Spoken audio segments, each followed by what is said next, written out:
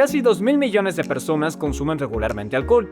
Y si no sabías, existe enero sin alcohol, donde algunas personas se desafían a no tomar ninguna bebida alcohólica por un mes. Pero abandonar el alcohol solo por un mes, ¿tiene beneficios relevantes para la salud, comparado con dejarlo para siempre? Bueno, hoy charlaremos de las dos situaciones y también analizaremos cómo organizaciones de la salud cambiaron hace poco sus guías sobre cuánta cantidad de alcohol hoy se considera adecuada. Antes decían que 1 o 2 tragos por día estaría bien para los hombres y 1 o menos para las mujeres.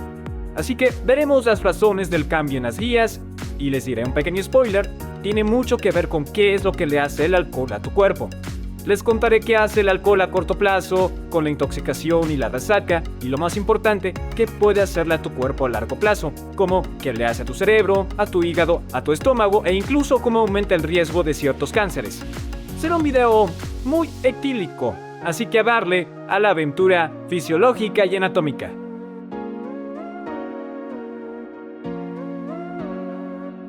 Empecemos con cómo el cuerpo absorbe y metaboliza el alcohol y les comentaré algunas consecuencias negativas y lo que ahora dicen las guías sobre si hay una cantidad segura de alcohol. El tipo de alcohol que ingerimos los humanos es alcohol etílico o etanol, pero desde ahora solo le diré alcohol. Al ingerir y tragar alcohol, este baja por el esófago y entra al estómago. Si abro otro estómago, verán este interesante revestimiento interno llamado túnica mucosa. Y se los estoy mostrando porque parte del alcohol va a ser absorbido por la mucosa del estómago y pasará a la sangre. Repito, es solo una parte como de 10 a 20%. El otro 80% se absorbe en el intestino delgado. Pero es importante señalar que la absorción del alcohol, qué tan rápido entra en la sangre, depende del contenido de tu estómago. Es decir, que el alcohol se absorbe más rápido con el estómago vacío. Pero si por ejemplo hay grasa y proteína en el estómago, ralentizará la absorción y lo más importante, hará más lento el vaciamiento gástrico. O sea, a qué velocidad el alcohol irá del estómago hacia el intestino delgado, donde se absorberá la mayor parte de ese alcohol. Veamos unos números.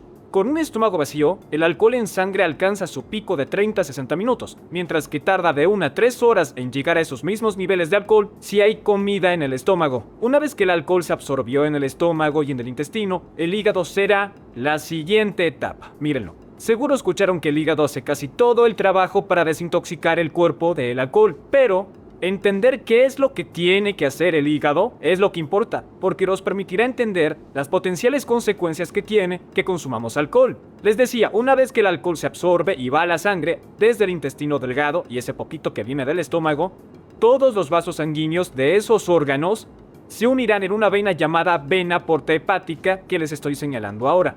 Y con el paso de la sangre dentro del hígado, parte del alcohol va a las células del hígado llamadas hepatocitos para ser metabolizado. Y aquí tenemos mi célula hepática con sus líneas onduladas, a esta escala, pero es el interior de una célula, ¿ok? Pero ya dentro de la célula del hígado, una vez que el alcohol entra ahí, primero convertirá el alcohol en acetaldehído. Esto ocurre en el citosol de la célula hepática y la conversión necesita una enzima llamada alcohol deshidrogenasa. También un cofactor llamado NAD. Así entra como NAB y luego sale como NADH. Estas enzimas y cofactores volveremos a este video en un segundo. En realidad están en todo el video, así que no los pierdan por ahí, ¿sí? Pero lo interesante es que el acetaldehído es mucho más tóxico que el alcohol en sí, cumpliendo un gran rol en los impactos negativos de tomar alcohol, así que la siguiente conversión será muy importante. El acetaldehído luego será canalizado hacia las mitocondrias de esa misma célula hepática. El acetaldehído se convierte en acetato y requiere de otra enzima llamada aldehído deshidrogenasa, que sería otro NAD. El acetato luego puede ser usado como energía dentro de las mitocondrias, lo cual requiere más pasos, pero esta es una mejor opción que tener acumulado el acetaldehído tóxico que hace mal. Pero la razón por la que menciono estas enzimas y el cofactor NAD es porque serán importantes cuando haya que charlar de los casos de ingesta alta de alcohol o de uso crónico de alcohol. Y aquí un pequeño spoiler, y es que llegaremos a un punto en el que sobrecargamos estos sistemas, lo cual tendrá impactos negativos en el cuerpo. Volvamos a cuando el intestino delgado absorbe el alcohol y esa pequeña cantidad que se absorbe a través del estómago. Sí, La sangre que viene de esos órganos va directo al hígado, pero solo el 20 al 30% de ese alcohol puede pasar del flujo sanguíneo a esas células hepáticas para ser metabolizado, con ese primer paso de sangre. O sea, que de un 70 a un 80% del alcohol entrará en la circulación sistémica sin metabolizar. Parte de ese 80% de alcohol sin metabolizar llegará a lugares que lo eliminará. Por ejemplo, un 5% del alcohol puede excretarse por riñones, transpiración e incluso por pulmones, que es por eso que se puede oler el alcohol en el aliento y por eso la prueba del alcoholímetro lo detecta. Pero si el alcohol circula en todo nuestro cuerpo, entonces se puede meter en cualquier célula, así como cruzar con facilidad la barrera hematoencefálica y afectar las neuronas del cerebro.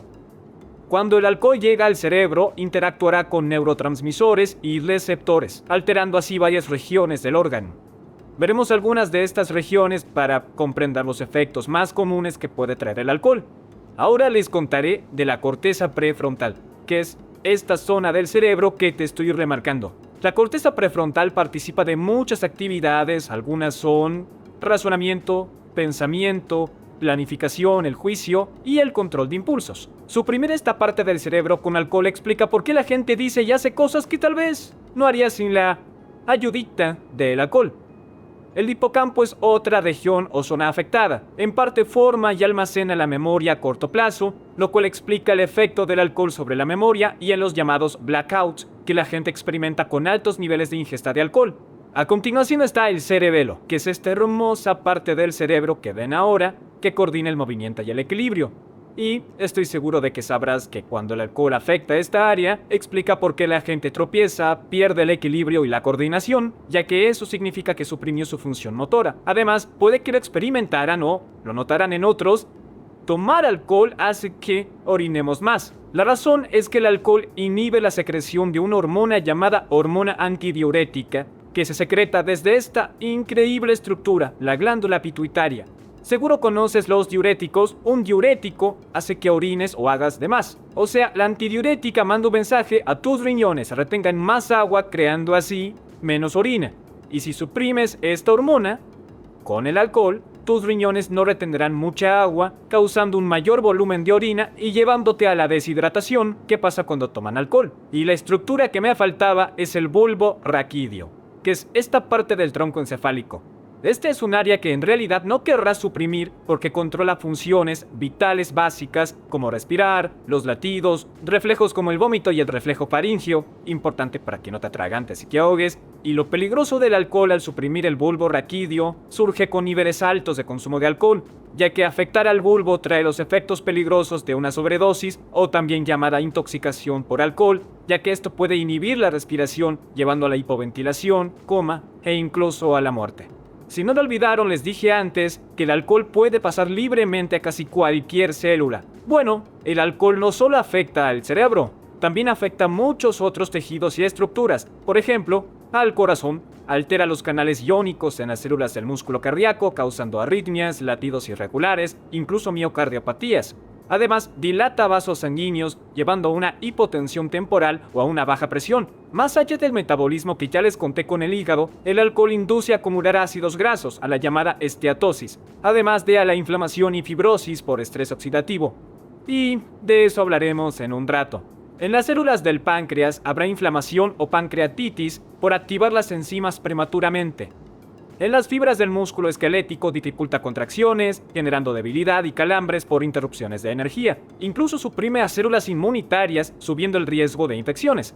También irrita el revestimiento mucoso del estómago, causando problemas como gastritis, úlceras.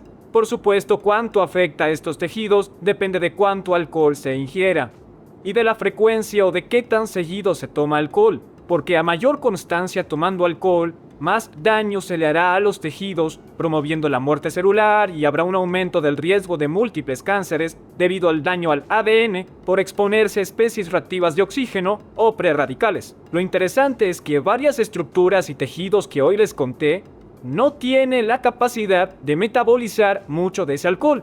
Así que casi todo el alcohol va a pasar a las células del cerebro, corazón, páncreas, etc., causando alteraciones y luego salen de esas células y vuelven a la sangre, que luego va a regresar al hígado donde sí se puede metabolizar.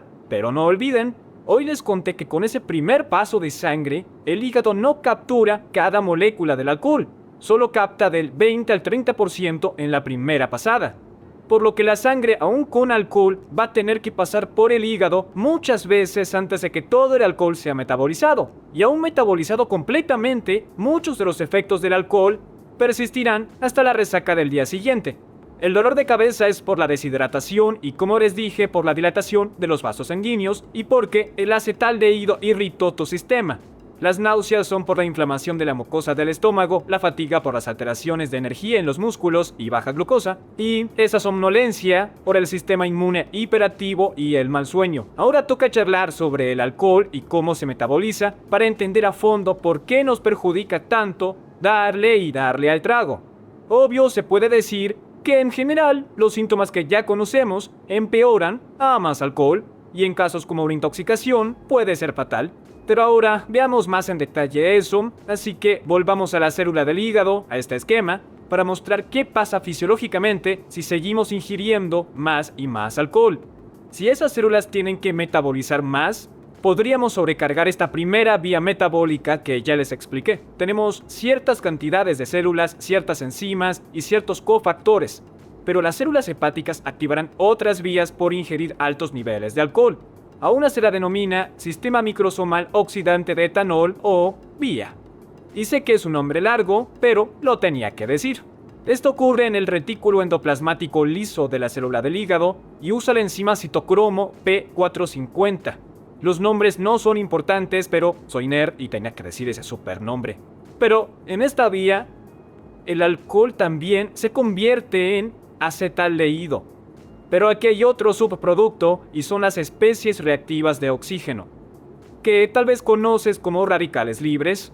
Estas especies reactivas de oxígeno pueden dañar componentes celulares y al ADN. Los antioxidantes que ingieres en tu dieta neutralizan algunos radicales libres, pero solo llegarían hasta ciertos niveles de consumo de alcohol. También hay otra vía metabólica para metabolizar el alcohol y son los organulos perixomas. Estos organulos usan peróxido de hidrógeno y una enzima llamada catalasa, pero esto también convierte el alcohol en acetaldehído. Así que esto es lo que hay. El hígado recluta otras vías metabólicas cada vez que ingerimos más alcohol, y hasta cierto punto ayuda, pero seguimos teniendo esta conversión a acetaldehído que resulta ser más tóxico para las células del hígado que el alcohol en sí. Así que este siguiente paso en la vía sigue siendo muy importante y se llega a sobrecargar. Digamos que ingerimos gran cantidad de alcohol y producimos más acetaldehído por no reciclar NADH y NAD. O ya maximizamos el aldehído deshidrogenasa. Pueden ver cómo eso causa acumulaciones de acetaldehído en el hígado, dañando las células hepáticas, explicando por qué la ingesta constante de grandes niveles de alcohol lleva a la enfermedad hepática cirrosis e incluso aumentar el riesgo de cáncer de hígado. Pero no solo aumenta el riesgo de cáncer de hígado. Como mencioné antes, hay múltiples cánceres que aumentan su riesgo por el alcohol. Algunos de ellos incluyen cáncer oral y de esófago, donde el solo hecho de ingerir alcohol puede irritar el revestimiento mucoso del esófago y de la boca. Y si hay una ingesta constante e intensa, nos puede llevar a dañar el ADN y a mutaciones de las células de la mucosa. También hay riesgo de cáncer colorectal e incluso cáncer de mama. Con todas estas consecuencias negativas que mencionamos por el alcohol, ¿qué pasaría si lo dejas por un mes, como se hace en el enero sin alcohol, o si lo dejas definitivamente? ¿Qué? Bueno, estudios de 2025 muestran que no consumir alcohol por un mes genera cambios rápidos en tu cuerpo. Los participantes reportaron que duermen mejor, con fases REM profundas y menos insomnio por la noche. El estado de ánimo también mejoró, con menos irritabilidad y ansiedad, y también perdieron peso de 2 a 4 kilos, porque las bebidas alcohólicas sí que le agregan calorías a tu dieta. Tu presión arterial, tu glucosa y el colesterol bajarían y se regularían las enzimas hepáticas en semanas, haciendo que el sistema de desintoxicación de tu hígado pueda descansar. El cuerpo se recupera muy rápido. Le dirán adiós a la jaqueca y esa neblina mental. Es casi un botón de reinicio corporal como las vacaciones. Y si quieres dejarlo para siempre, estos beneficios se acumularán con el tiempo. Investigaciones del 2025 dicen que bajará el riesgo de ciertos cánceres como el oral, de esófago, de hígado, el colorectal e incluso el de mama. La salud del corazón mejora con el colesterol más bajo y también verás aumentos en beneficios cognitivos, memoria más aguda, mejor concentración y menos depresión. También mejorará tu sistema inmune y a los que toman mucho les da de 5 a 10 años más de vida. Dejarlo curará tu cuerpo sin reintroducir esos efectos tóxicos cuando quieras volver al mes siguiente, sin mencionar que ahorrarías buenos billetes si no los gastas en bebidas alcohólicas. Pero finalmente llega la pregunta, ¿existe un nivel seguro o una buena cantidad de alcohol? Bueno, todo lo que hablamos hasta ahora, la ciencia, la investigación, los datos, muestran que el alcohol es tóxico para el cuerpo, y eso no lo podemos evitar. Pero ¿eso implica que jamás hay que beber? Bueno, no, claro que no. Aprendimos hoy que el cuerpo tiene mecanismos para quitarse el alcohol, pero tiene límites, ¿ok? Pero entonces, ¿podemos armar guías de qué se considera seguro en cantidades de alcohol? Bueno, no te sorprenderá que haya debate sobre esto en la comunidad médica, pero la actualización de 2025 de las guías para Estados Unidos abandonaron los límites diarios estrictos que habían. Antes era de 1 a 2 bebidas por día para hombres y 1 o menos por día para las mujeres no embarazadas. En cambio, ahora solo enfatizan que menos es mejor, sin ningún nivel seguro para una salud óptima. La OMS también se hace eco de esto. Dice que no hay nivel de alcohol completamente seguro y si quieres mejorar aún más tu salud, dice que no más de 2 bebidas por semana y si son grandes fanáticos de la salud, bueno, ni una gota. Y les doy una referencia. En Estados Unidos una bebida son unos 14 a 15 gramos de alcohol o unas 0,6 onzas que son 14 a 17 mililitros, lo que equivale a 12 onzas de cerveza o 355 mililitros, 11 onzas o 148 mililitros de vino y 1 onza y media o 44 mililitros de licor de 40%. Y quiero aclarar que el punto de este video no es ser juez y verdugo de todos los que le dan al alcohol, sino dar información fisiológica y anatómica para que ustedes tomen sus decisiones sobre su propio consumo de alcohol. Y ojalá la información de este video haya sido útil para que puedan decidirlo. Gracias por ver nuestro canal, gracias a ustedes por ver nuestro contenido sobre el cuerpo humano y obvio, hasta el próximo video.